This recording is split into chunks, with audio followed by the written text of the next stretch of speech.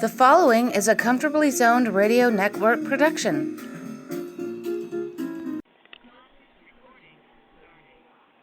Good evening, everybody. My name is Hal Blumkin, and I'm hosting the monthly Tuesday night podcast, which we didn't have last month because of extenuating circumstances, but 4 of the 5 of us are here tonight, and the 5th one should be joining shortly. Welcome, Ralph. Hey, thank you, Alan. Pleasure to have you hosting and not hear my voice as much. Hear you guys. Welcome, Hal. It's good to be back. Good to be back with you guys. Welcome, George. Yeah, thanks very much, Alan. I'm glad that Hal and Ralph and you and we're all here and we can talk some baseball. Okay. Be sure to get in my second favorite. We were talking about my favorite picture on the internet was George's dad's glove. And my second favorite picture, I forwarded it to Mr. Bock, was of Johnny Mize. Oh, my God. Did I love that? Did you see the way his sleeves are rolled up like a 1950 juvenile delinquent? As a Giant or a Yankee? Giant. New York Giants. Giant, yes. My first baseball hero. What was his nickname? Big John, right? Big Cat. Well, yeah, Big Cat. Big Cat. Yeah. The Big Cat. Right. Because I remember him from his Yankee days, because when they came over to the Yankees from the Giants, I was 6 years old. In 1949, yeah. Well, the guy could hit, that's for sure. Oh, He was strong. He could have played for several more years if the DH was there. Yeah, right. Back then, yeah. Yep. He'd probably still be playing if the DH was there. He had a tremendous World Series in 1952. Yeah. And he was one of those that played on all 5 the championship. 12. Right. Charlie Silvera and Rizzuto and those guys. It was Rashi, Reynolds, Lopez, Woodling. He had a great career with the Cardinals before he ever got to New York. He was a slugger with the Cardinals, so he was an established player when he got to the Giants. Oh yeah. Right. Did you ever get a chance to meet him, Hal? Are you kidding me? I was a little kid. Oh, okay. No, I mean later, is it when he was an old timer? Or No, never did. I never did. His Hall of Fame induction speech is on YouTube. I saw that a while back. Oh. I'll tell you, if I ever met him, I'd have been speechless because he was my idol. He was what a great slugger. 51 home runs or 40. What did he have? 51 home runs. Yeah, he forgot to strike out 50 times. He had more home runs than strikeouts. Tied with Ralph Tyko one year. Yeah, it was 2 years. 47, they had 51, and 48, they had 40.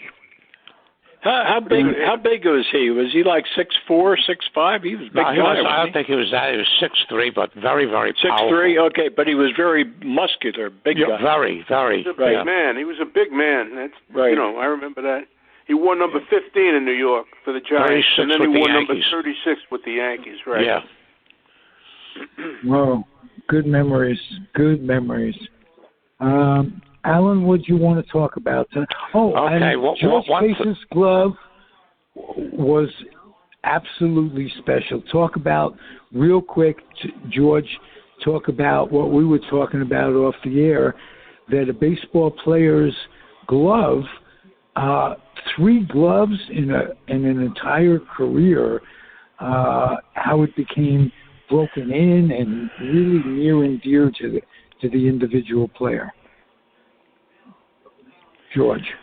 Yes, I'd love to talk about it a little bit because I had some firsthand experience. I have 3 of my dad's game-used gloves. He only used 3 his entire major league career, and I had mentioned off the air, ball players have a special, feeling and affection for their glove. They break them in, they use them, And back when my dad was playing, they didn't have all the technical advances the way they have on gloves today. Gloves are huge, huge baskets, and you have certain kind of gloves. The infielder's gloves are smaller. Second baseman's glove is the smallest of all.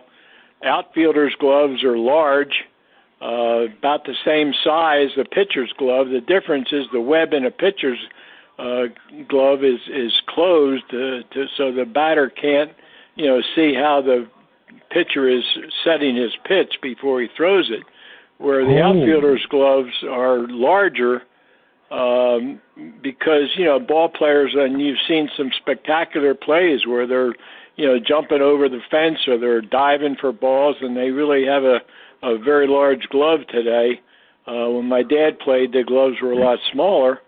And I learned, how to catch with two hands. Because most of the time you're going after a fly ball or a pop up or whatever it was, and you wanted to have, or a line drive, you wanted to have your open hand to cover the glove in case the ball started to come out. Where today, if you're watching many games, and I've seen it often, outfielders in particular, they're making a catch one-handed. They're just putting their glove hand up there and catching it. Where in the older time, when my dad played, a two-handed catch was what most of them were using. Well, Willie Mays changed that to some extent. Well, yeah, Mays was doing what he called his basket catch too, and that's where he would go after a fly ball, and he'd try to get up to it and catch it, at waist high at his belt. And, that's what became his trademark, was that basket catch. Yeah. in the old days, after an inning was over, the players left their gloves on the field. They didn't bring their gloves into the dugout with them. Right. That's right, Hal. They did. And, a lot of times infielders in particular, I think it was Phil Rizzuto, he would practice flipping his glove so his glove would land, right side up, on the infield, and then on the edge of the infield grass and the outfield. So a lot of them really did back then. I'm not sure the year that Major League Baseball outlawed that, but for a long time, that's what the players did. Now, many of the outfielders, my dad being an outfielder, he'd actually bring his glove into the dugout, but the infielders would leave their glove on the field. And I don't think I've heard of any instances where players were tripping over gloves, but maybe that's why it was outlawed eventually by Major League Baseball, because of the fear that might happen someday.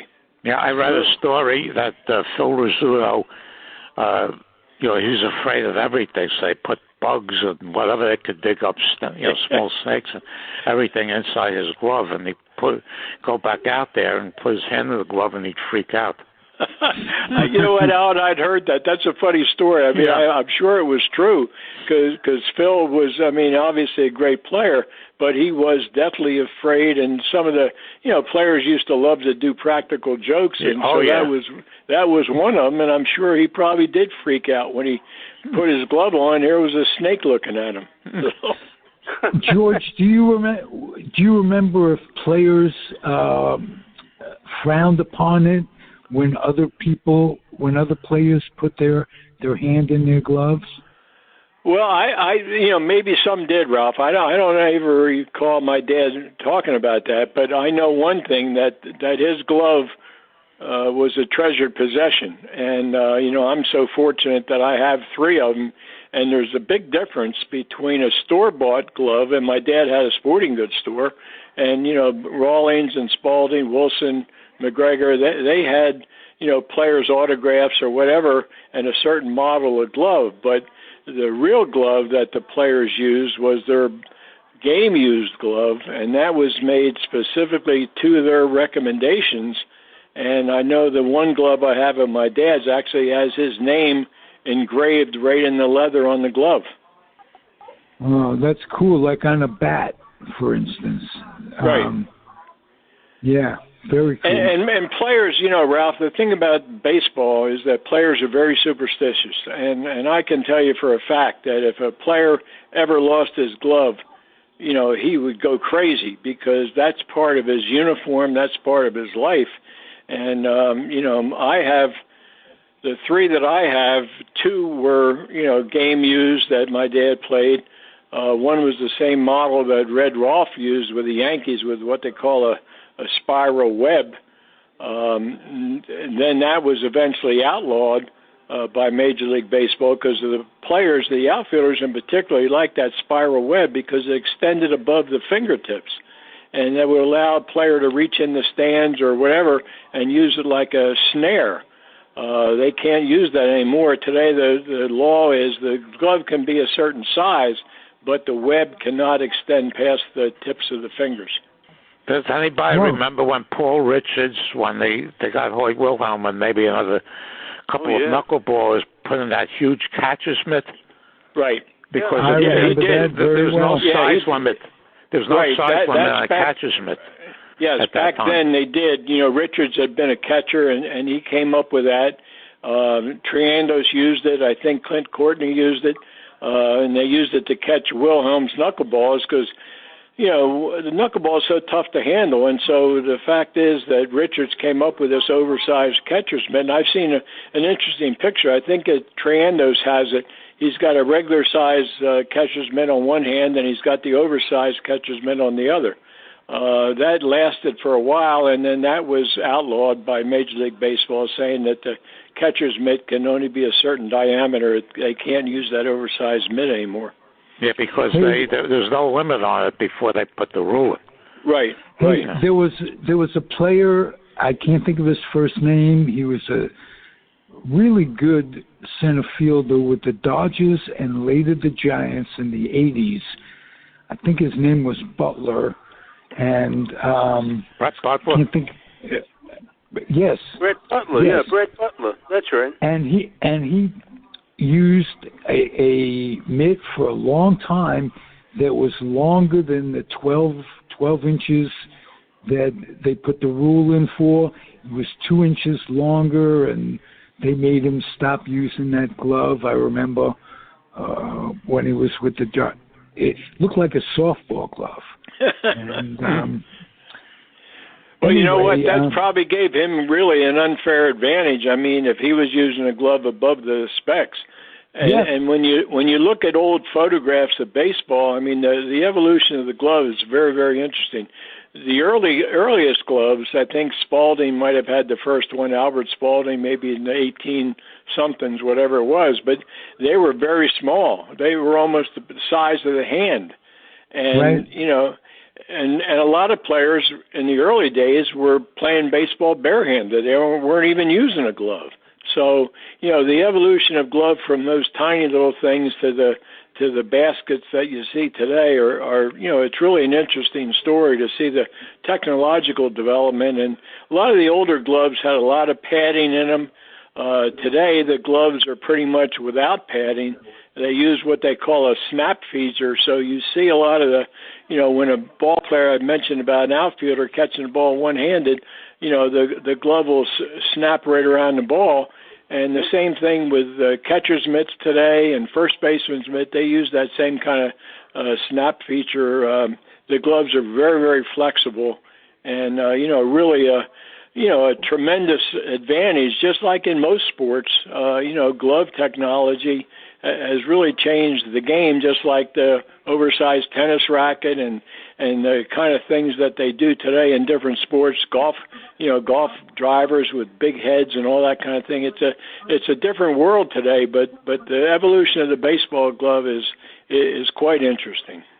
Hey, There's been George, a couple of instances here in New York where balls were hit back to the pitcher, and in one case I remember it was El Duque Hernandez,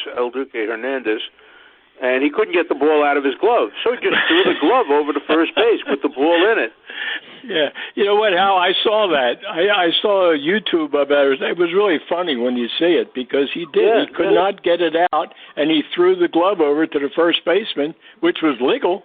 I mean, the ball was in the glove. The first baseman catches it, right, and, beat the runner. So, that was a great concept. I thought that was really funny when I saw it. Over the years, I've seen a number of vintage games, and they play in 19th century rules. And the first time I saw one, I think they were playing with 1887 rules or 1864, whatever. And there was no gloves, and I did a double take. Right. Our associate, fellow podcaster, David Nemec, participated when he was a little younger in vintage baseball leagues. Yeah, I know that, yeah. And, wow, you wear the same clothing and what have you. And they have their own terminology, too, and different rules.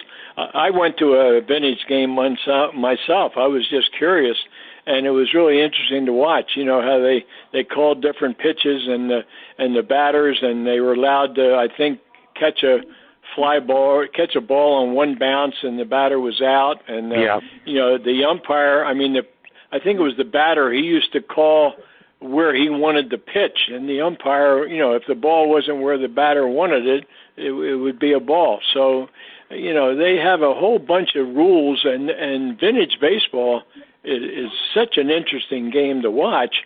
But, you know, it's so totally different from what you normally see today, the fast-paced action and all the craziness that goes on in ballparks. Vintage baseball, I mean, the players are wearing suspenders, and they're trying to throw the batter out by hitting them, and the ball is much softer than baseball today, which is hard wound baseball. But back in those days, the ball was almost like a softball, mushy softball. Well, you know, I must tell you that we're coming up to Hall of Fame elections, both for the Baseball Writers of America and also the Veterans Committee, or whatever they call it these days, the new era, the old era, whatever they want to call it. And one of the candidates is a guy named Doc Adams. Doc Adams had a lot to do with the creation of baseball, the way the game is played. And one of the things that he did was he invented the position of shortstop. They didn't have a shortstop in the early days, and that created a lot of base hits, as you can well imagine. And Adams came up with the concept of having a shortstop. So that was one of the major contributions that he made to the game. And also he wrote the rules of baseball, which is like the Magna Carta of the game. And he's got a good chance of getting into the Hall of Fame this year. He's been lost in the annals of history until a few years ago, and now people understand what his contributions were. Yeah, you know, Hal, you bring up Doc Adams. I think his granddaughter or some relative has been pushing that, and I think Marjorie Adams. She just died a few months ago. Is that right? Okay, because I mean, he certainly is a wonderful name that's been overlooked over the years. But I'm curious, Hal, when you say he created the position of shortstop, was that a ninth player, or was it just a new position that he came up with? That's an excellent question. I'm not sure of the answer. I don't know. Yeah, I mean, that's why I'm asking you, because I certainly don't know either. I mean, I'm always assuming the shortstop was always there, but it could have been that, you know, that was a position that wasn't there at the beginning. Well, it certainly wasn't at the beginning, and whether it was the ninth player or whether it was just repositioning players that they already had on the field, I'm not sure. I don't know. Right, okay. Yeah, we've had Marjorie Adams on this network. I think it might have been Ian Kahanowitz who interviewed her, or maybe it was me, and I'm just blanking. But if you'll go to YouTube, punch Comfortably Zoned, and then Marjorie Adams, it'll come up. One of the things that's also wild, when they were playing 1887 rules, there were 4 strikes, and the 4 balls and 3 strikes wasn't settled on until 1889. And, up throughout the entire 19th century, the first 2 foul balls did not count as strikes. Oh, really? Yeah, they didn't. I think the National League, the American League adopted it in 1903, and the National League in 1901. It's the first two ball. That's why you had very inflated batting averages a lot of times in the 1890s, and that's why Napoli Joey at 426 in 1901. Alan, the National League was the first league, and I think the Cincinnati Reds were the first professional team. But the American League, did that spin off of the National League? How did the American League get formed? There was Connie Mack and Charles Comiskey created a minor league called the Western League. They adopted. They had teams in Detroit and challenging teams. It was basically Midwestern, and then they decided to go for a major league under Ban Johnson, and they pulled in 3 of the 4 franchises that were dropped off from the National League after 1899, which were Washington, Cleveland, and Baltimore, and they put competing teams in Philadelphia, Boston, and Chicago. Because the Yankees didn't come till 1903. They were succeeded. The Highlanders. They succeeded the Baltimore team, and the Milwaukee Brewers, who were in their first year in 1901 and then 1902, became the St. Louis Browns. And then there was a war. The American League did very well in the war for players because you had the number of National League owners who still thought it was in the 1880s and were total skinflints. Most of the American National League stars jumped to the American League, and finally in 1903 you also had the Federal League. You also had the Federal League. That was in 1914 and 15. Yeah, right. Al, I was just going to bring up, I was going to ask that about the Federal League, because I know that the Federal League, they really went after Walter Johnson big time, and apparently from my understanding, Johnson had signed a Federal League contract, and Clark Griffith or somebody had to go to Walter and be with him personally and say, hey, Walter, we have a contract, and I think that his then so-called contract with the Federal League was null and void. Yeah, it's funny because the only times players made out until free agency were in the National American League War in 1901 to 1903 and the Federal League War. Right. But did that Federal League ever exist? I mean, did they play games? 1914 and 1915. Yeah. Okay, they had a regular league just like the American National League. 18 league, yeah. And what happened is there was some sort of case. I think Federal League brought antitrust or whatever. I don't even remember correctly, but Charles Wiegum, who owned the Chicago Federal League team, was able to buy the Cubs. He built Wrigley Field. 2 years before, for the Federal League team. That's what Wrigley Field was built for, the Federal League team.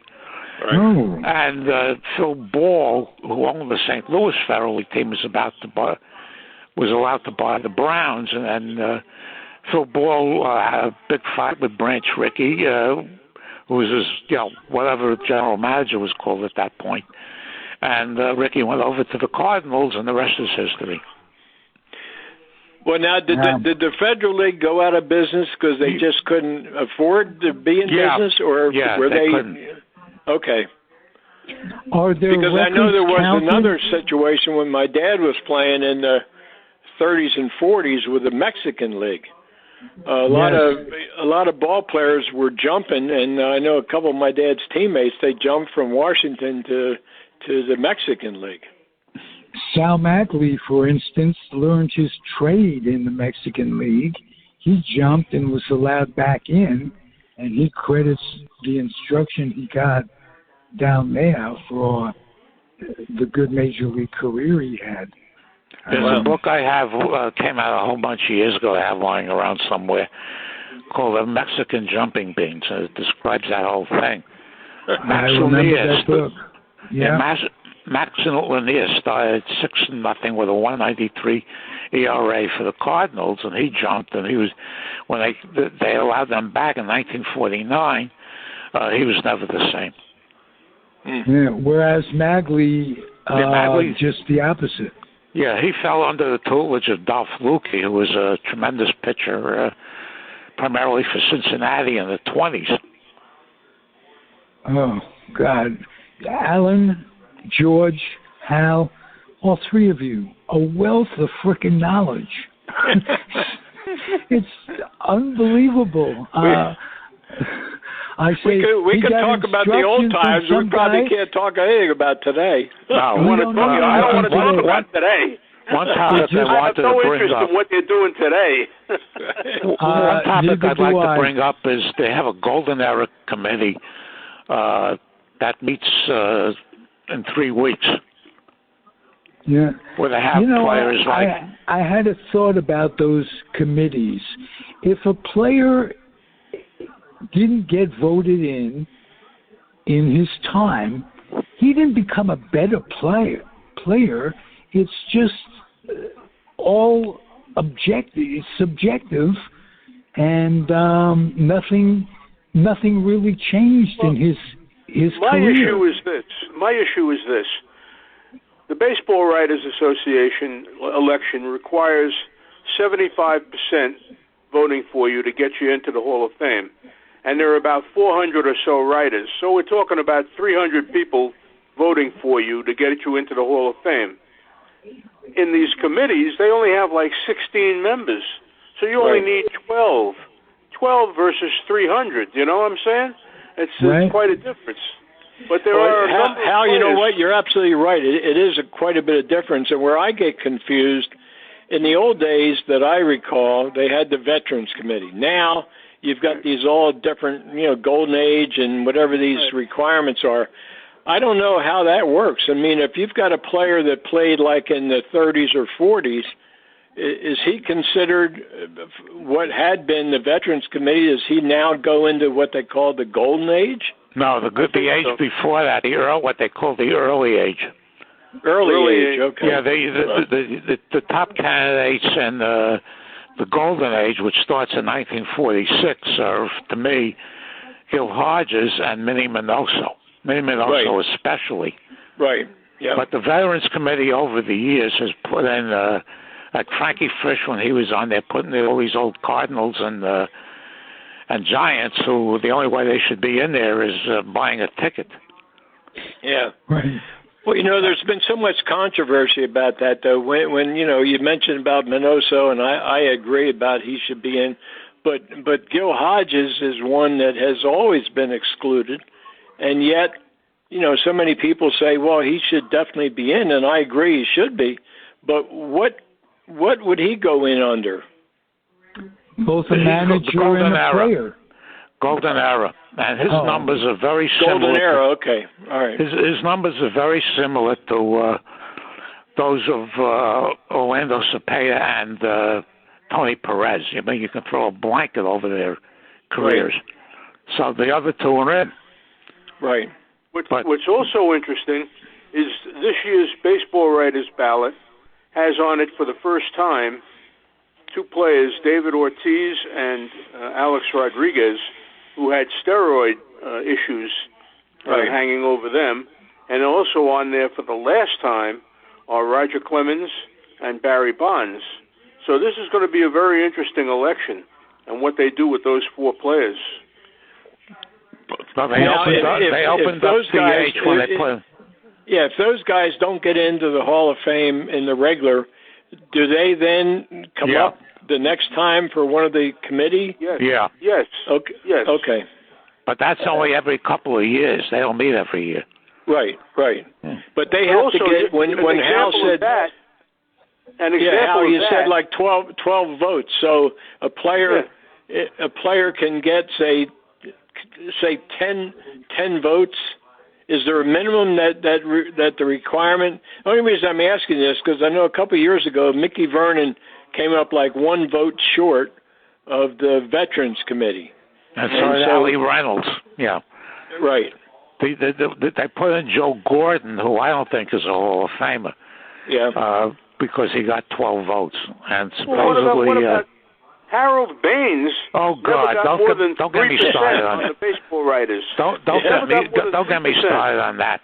I think we talked about that a long time ago, right? Yeah, I fell off the chair when I heard that announcement. And that was the reason he got in. Was he had just because he was from Chicago, and he would have Tony brought La Russa and did bring La Russa and Reinsdorf. Reinsdorf, yeah. Right. And that brought a lot of people up to the Hall of Fame for the induction. And unfortunately, it's a political game. And the Hall of Fame is a profit-making museum. It's not, magnanimous. So they're going to bring in the players off times that draw the most people. And they buy the most chazarai, as my father would have called it, when they go up there. And I've got a lot of grief with the Hall of Fame. But the one guy that may get in is, God, and I blank on his name, the black gentleman who was the first coach of the Cubs. Buck O'Neill. Buck O'Neill, yeah. Right. Who they turned down while he was alive. And the Veterans Committee is taking it up again. If I were his family, I would just tell him to stick it. I'll tell you an interesting story. My first boss in the business of journalism was a guy named Phil Pepe. He was a baseball writer here in New York. At the time, he was doing Scholastic Sports at the World Telegram and Sun, and he hired me to be his assistant. I was a freshman at NYU at the time. And Pepe became a great pal of mine, and he was a terrific baseball writer for many, many years with the Daily News and with the World Telegram. And his name came up, and he was going to go into the Hall of Fame. He was on the ballot. And the president of the Baseball Writers Association petitioned the New York chapter to replace his name with that of the New Yorker essayist Roger Angel. Roger Angel, and Pepe was bounced off the ballot, and he was furious. And he said, "You know what? Do me a favor. Don't put me in. I don't want to go in after I'm dead, because I don't want my family going up there." He was furious, and I don't blame him, because number one, Roger Angel, a terrific writer, but he's an essayist. He's not a baseball writer. He's a guy who sits back, puffs on his pipe, and contemplates the game months and days and months after it took place, and then he writes about it. The baseball writer, which is what I was for many, many years, and which Pepe was for many, many years, sits in the press box during the 9 innings that are played and writes the game story that day, that moment. Then he goes down to the locker room and talks to the players. I don't know if they do now because of COVID, but in my time, they talk to the players, and then they run back up to the press box and rewrite their stories. Those are baseball writers, and those are the people who should be in the Baseball Writers Hall of Fame, Baseball Writers section of the Hall of Fame.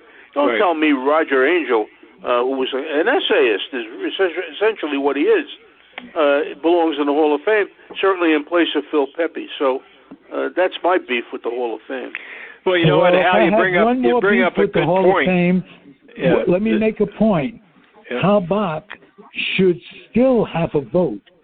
There's no reason in the world, if he has mental acuity to do it, because it's not only me, it's about 100 others. 100 others who have many like you, and losing your vote is, especially with this Veterans Committee stuff, is disgraceful. So listen, I think they have a number of players on the Veterans Committee.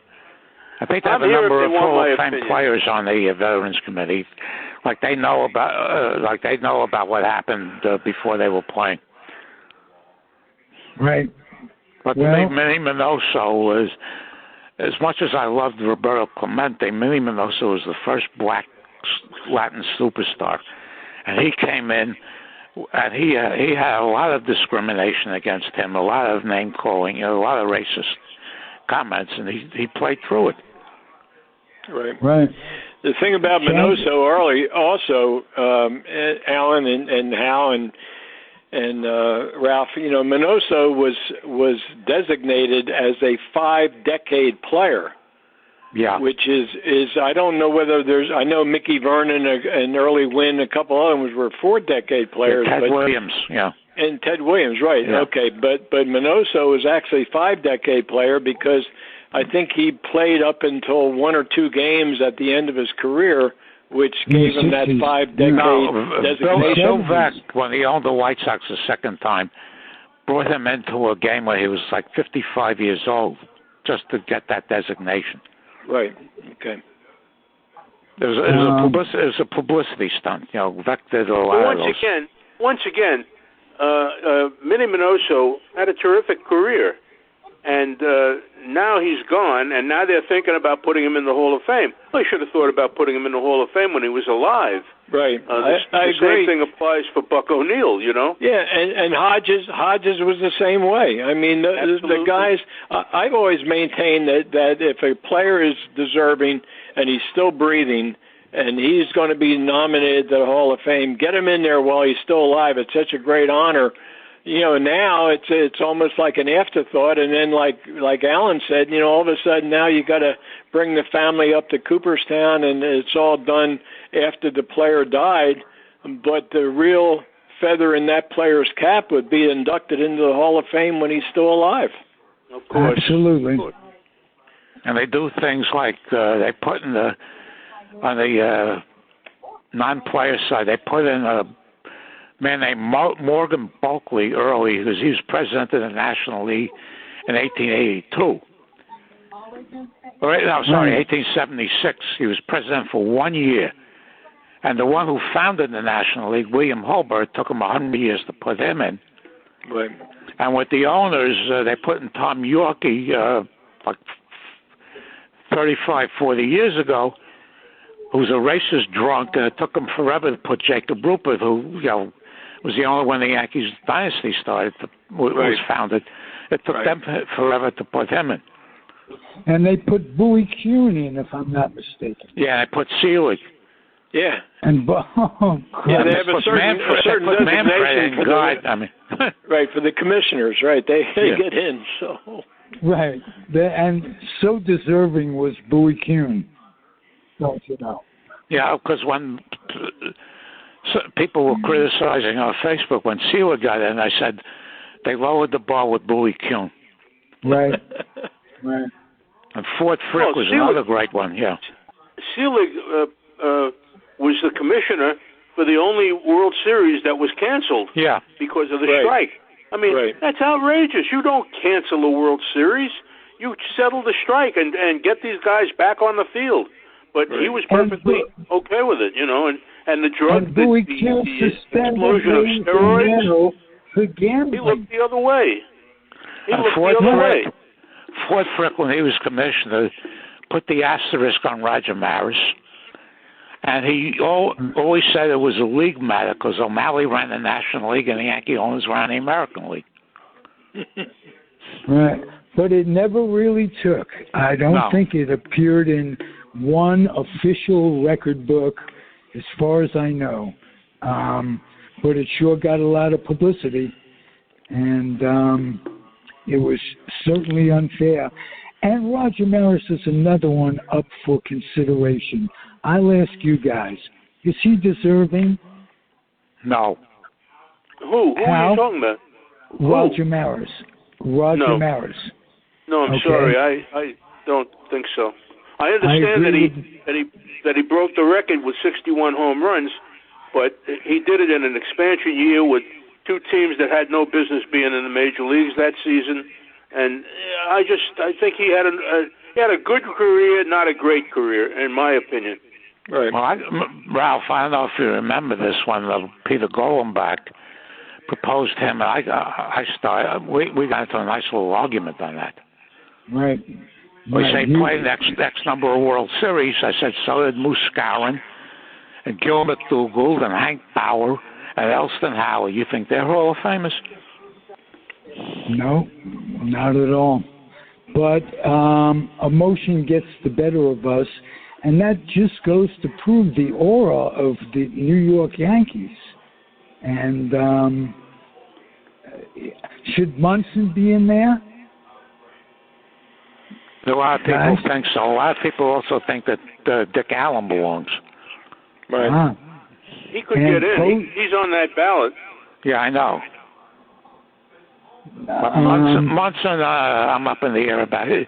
You know, unfortunately, he got killed when he was still productive. Right. All right. And now there's another one that I want to ask you about, and that's Kenny Boyer. If Santo is in, I think Boyer was the second best third baseman in the National League in the era that he played to Matthews. So if Santo is in, and he was a damn good ball player, I don't think he should be in. But if he is in, should Ken Boyer? I'll ask the same three guys. How about that's the problem that you run into when you start comparing players. Well, if this guy's in, then that guy should be in. I understand that, and it's difficult to deal with that, to separate that. You have to consider these guys on their own merits and not comparing them to guys who are already in, who aren't in. Is Boyer a Hall of Famer? I think he's marginal. I think he's a very good player. He was a very good player. I don't know that he's a Hall of Famer. Okay. George Case, what do you think of that? Well, I agree with Hal on that. I think Boyer, I grew up during that era, and certainly Boyer was a great name. I can't tell you whether or not he's deserving. I think he's probably deserving to be on the ballot, but as far as being the election, like Hal said, there might be a lot of writers, that are going to be doing the voting. They might never have seen him play. I mean, he's been out of baseball now for 20 years, 30 years, and they might know more. New York writers might know more about Clete Boyer than they do about Kenny Boyer. And I'm here to tell you, Clete Boyer was one hell of a fielder. Yeah, he was. I didn't get to watch Brooks much, but when I was growing up, I saw Clete Boyer do some stuff that I can't imagine it. There's a kid out with Colorado today who matches that type of skill, and Nettles matched him, but wow, we were lucky. Arenado was on the Cardinals this past season. Arenado, yes, you can't tell them without a scorecard anymore, even with a scorecard. But my feeling of Boyer is I agree with Hal that he's marginal. I mean, he had very good 10 years, and then after 64, he went down. And Ron Santo was another one who was put in after he passed. Right. Yes. And so was DeRocher, who always said that if he was ever elected when he was dead, he didn't want to go in. They didn't want to go in, but he was elected after he was dead, and they put him in. Yeah, a control freak loses the ultimate control at one time or another. Yeah. What about Tony Oliva? Belongs in the Hall of Fame, definitely. Well, I can tell you for a fact about Oliva. Oliva was playing for the Twins when my dad was coaching for him in '68, and I remember my dad telling me about how great a hitter he was. Along with Carew and, of course, Killebrew. But, Oliva just had those bad knees, and that, kept him from playing every day, so he made him a DH, but he was one hell of a hitter. Great hitter. He tore his knee up when he was winning his third batting title in 1971 and missed most of 1972, and when the DH came in 1973, he started DHing for 3-4 years. Right. But he was tremendous. Tony had terrible knees. And so, the DH was perfect for him because he just could not perform in the field anymore, but he could still swing a bat. Pretty much like Orlando Cepeda. Yep. At the end. Hey, guys, terrific podcast. Can't wait for next month. We'll get David Hubler to join us, hopefully. Good. Well, good night, everybody. Always good to talk with Hal and with Alan and with you, Ralph. So enjoyed it. Thank you. Same here. Thank you very much, George Case. Okay, Hal I have Bock. to do the sign off. Yeah. You do the sign off, Alan. You're the man. Okay. Are we signed off? The proceeding has been a Comfortably Zoned network production. You are advised to keep your dreams wet, your humor dry, your children and grandchildren out of military recruiting offices and off the laps of clerics who wear dresses. Thank you for listening, everyone. Happy trails.